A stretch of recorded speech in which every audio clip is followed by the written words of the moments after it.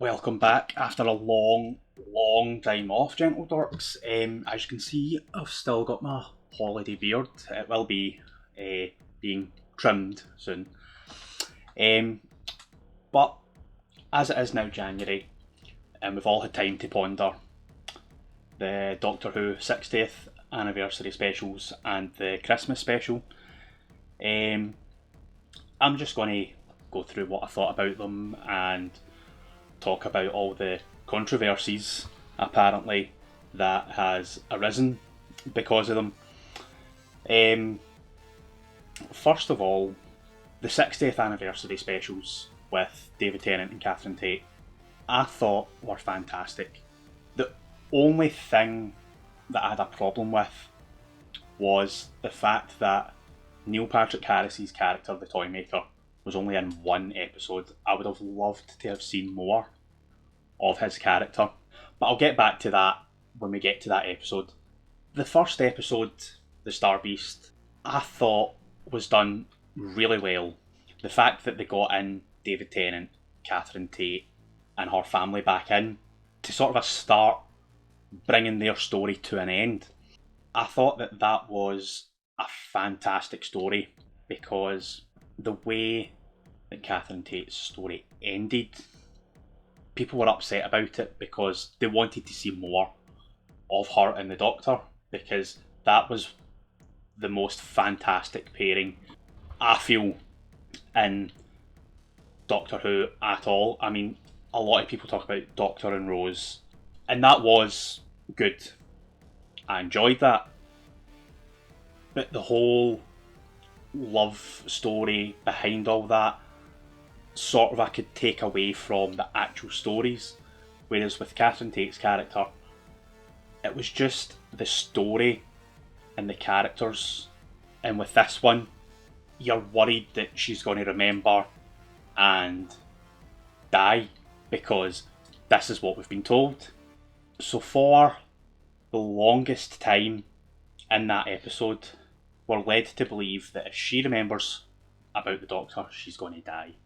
But the way that they got round that, with her having a child who is trans, which I'll get back into in a minute, and that sort of negated the whole power, because it's split, and therefore she doesn't die because all the energy's been split and they can take it away, essentially.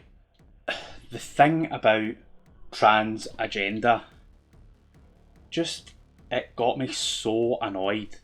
I mean, the fact that they got a trans actress in to play the character of Rose, and the whole having her called Rose is a link back to the Doctor's earlier days, because it's linked in Donna's brain, so she knows that name, and also Rose knows that name, and that's why she chose that name, because she's linked.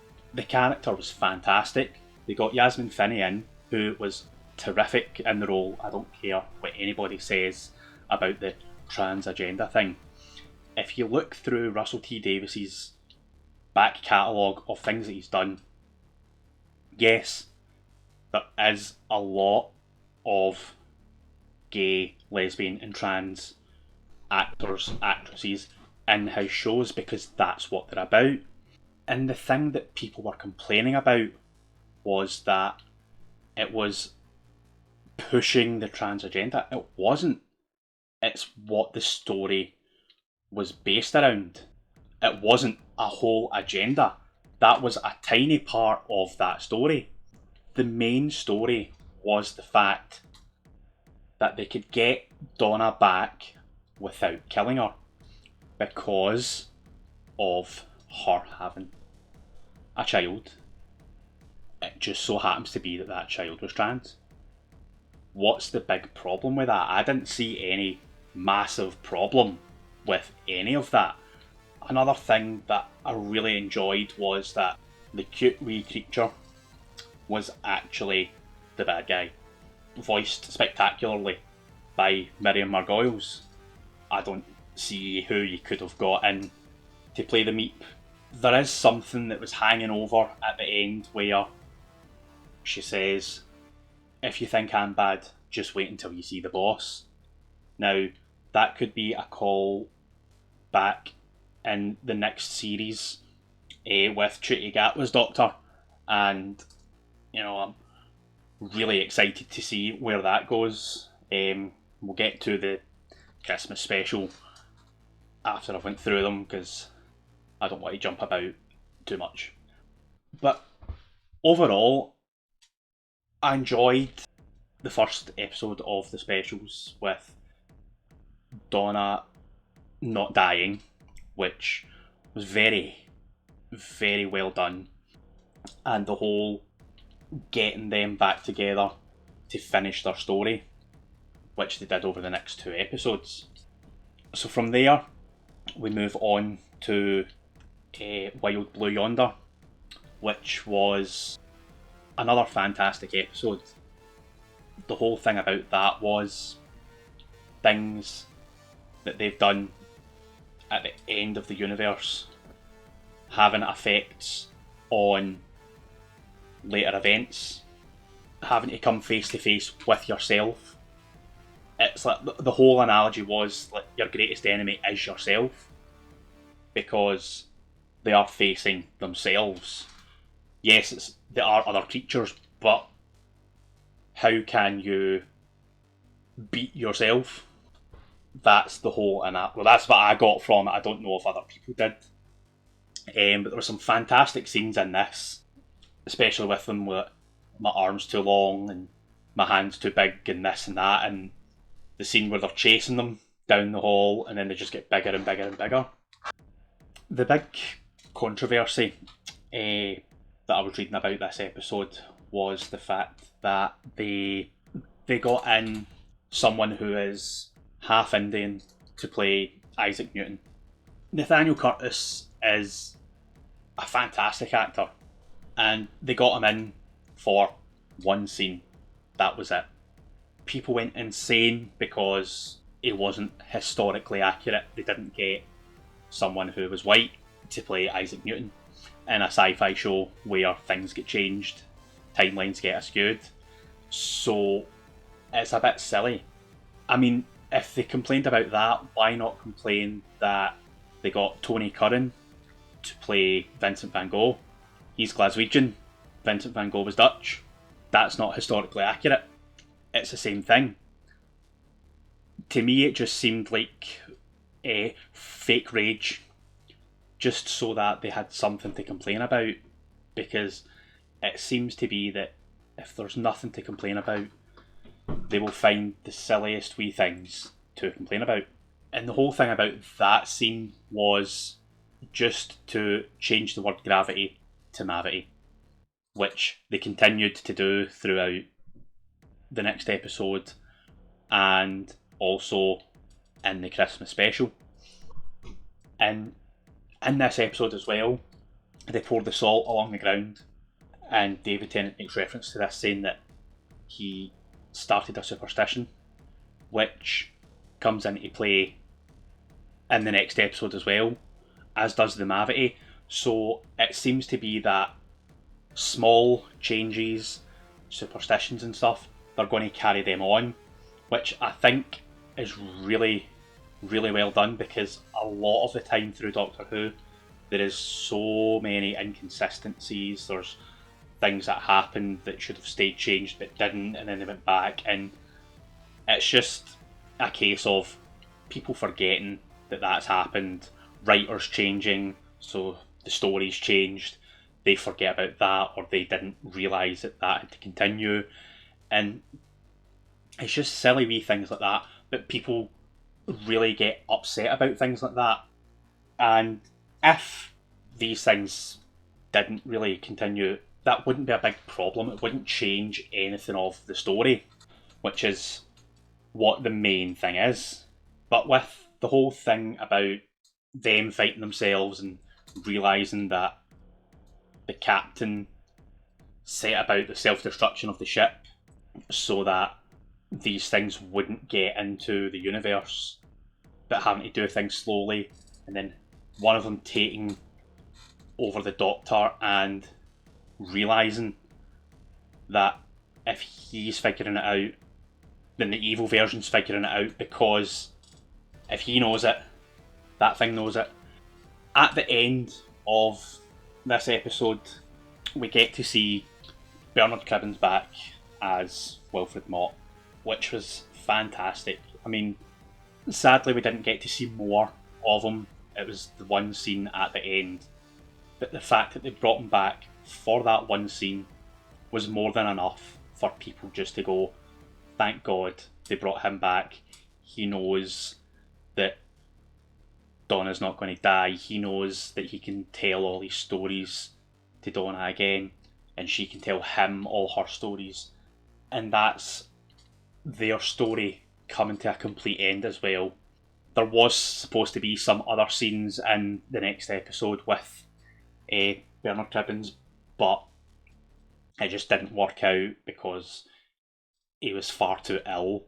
The fact that he came back at all is like a testament to his desire just to be part of Doctor Who again. I mean, the man was 92 at the time, and he'd been retired for a long time.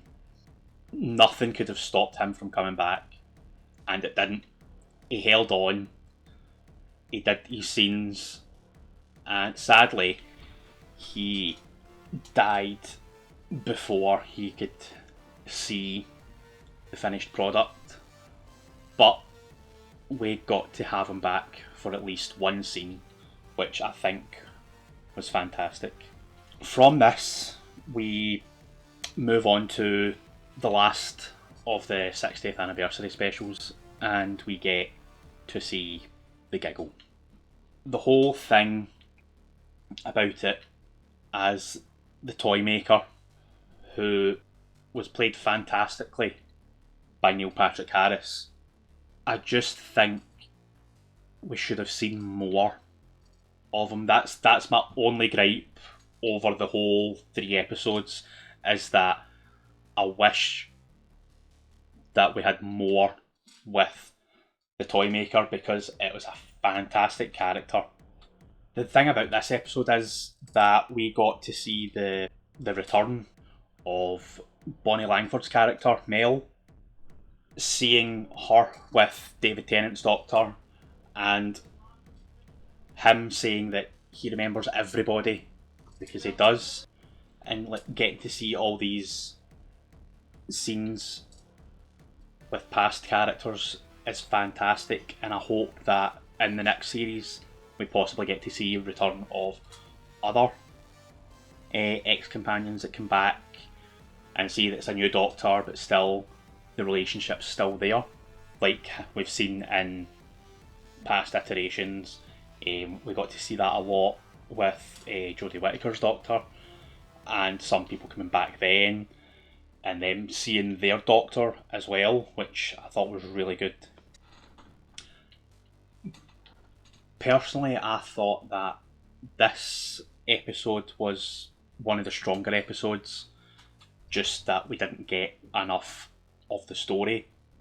Another thing was that with the Toy Master with his gold tooth that he has trapped the Master in, this is going to be a continuation, because at the end the gold tooth falls out and it's picked up by somebody. Now there's a ton of speculation out there about who it was that's picked up the gold tooth. A lot of people are saying that it could be Lucy Saxon, even though her character's dead. But, you know, weirder things have happened in Doctor Who. So that could bring back John Sim as the Master again.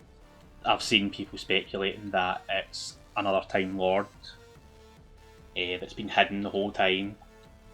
There's people saying that it could be the Rani from one of the earlier Doctor Who stories. So a lot of speculation. We know that that is going to come back up at some point. It's just a case of when. Is it going to be the next series? Is it going to be the series after that? Is it going to be the next Christmas special? Who knows? All we can do is speculate until we've actually seen it. The big thing about this episode was the not regeneration but bi-generation. The Doctor's not ready to go because we all know that David Tennant's Doctor is never ready to go. And I think the way they done this was really good. A lot of people are saying that it was a terrible idea. Again, it's pushing a gay agenda, and it's like, give it a rest. It's a story concept that lets us keep David Tennant's Doctor in the universe and gives us Ncuti Gatwa's Doctor to continue on the story, because he gives himself the chance to stop, because that's all that Doctor wanted, was to be able to stop and rest, but he couldn't because it was non-stop. And with him giving himself that permission, he does, because he knows that he doesn't need to non-stop, because there's a Doctor out there that will be non-stop. From this episode, we then move on to Ncuti Gatwa's Christmas special, The Church on Ruby Road. And this episode shows the Doctor is not investigating anything. He just so happens to find somebody that things are happening around. And through his non-investigations, just him living his best life, he bumps into Ruby Sunday, who weird things seem to happen around. The whole thing about the goblins as well, and the fantastic goblin song that's been stuck in my head since the episode aired, I think was fantastic. Ncuti Gatwa's Doctor seems to be a bit more fun-loving, down to earth. He seems to be one that will show his emotions. The big thing about this episode that has been everywhere is Mrs. Flood. Who is Mrs. Flood? Now, there's a ton of speculation around about this, and we know that we are going to find out eventually who she is and why she knows what a TARDIS is. It's just a case of when we're going to find this out. Another thing was, who is Ruby's mum? The whole thing about the cloaked figure, I mean, who is the cloaked figure? There's been people saying that it's Jodie Whittaker's Doctor. There's been people saying that it could be a young Mrs. Flood and that she is Ruby's mum. There's so many other things. People are saying that it could have been a River Song, because there's no way of them knowing who it could be. The fact that the DNA didn't come back to anybody, people are saying that it could be a River Song and the Doctor's child, and that's why the Doctor is drawn to her. A lot of speculation out there. I'm sure we will find out at some point or another who Ruby's mum is, possibly. Another theory is that it could be Jenny from an earlier episode of Doctor Who with David Tennant's Doctor, who was played by Georgia Tennant now. So essentially that means that she is the Doctor's granddaughter, which again is another way she could be drawn to each other. So, a lot of speculation. I'm very intrigued to see how all these stories that have been built up through the episodes to find out the revelation of what these stories are. Overall, the Doctor Who specials, all 4 of them, I thought were fantastic. I'll have a lot of people say that I'm wrong, I'm this, I'm that, I'm helping push the trans agenda, and to be honest, I don't care if I get hate for that. If people feel that there's a trans agenda, that's on them. I don't see why people can't just enjoy the stories that are coming out, enjoy the fantastic characters who are played by fantastic actors, and not worry about any underlying agenda. If there is an underlying agenda and you don't agree with that, then don't agree with it. You don't need to let everybody know that you're false rage about all these things. Just enjoy the show. Don't enjoy that bit. Move on with your life. Very hopeful for Trudy Gatwa's further adventures. I can't wait till April when they start showing them, and it's only January just now, so it's a bit of a wait, but April's not really that far away. I mean, they've already got Easter stuff in the shops now, and that's really annoying me, actually. That's something that annoys me. Not any agendas. Putting out Easter stuff before, Christmas was even finished. That's what gets me. I'll leave you to ponder the episodes and let me know what you think. Any other Doctor Who fans out there, let me know what you thought. Plenty more content to come, including some that really was a slog to watch, and you'll probably enjoy them because I like to put myself through misery for you. And see ya.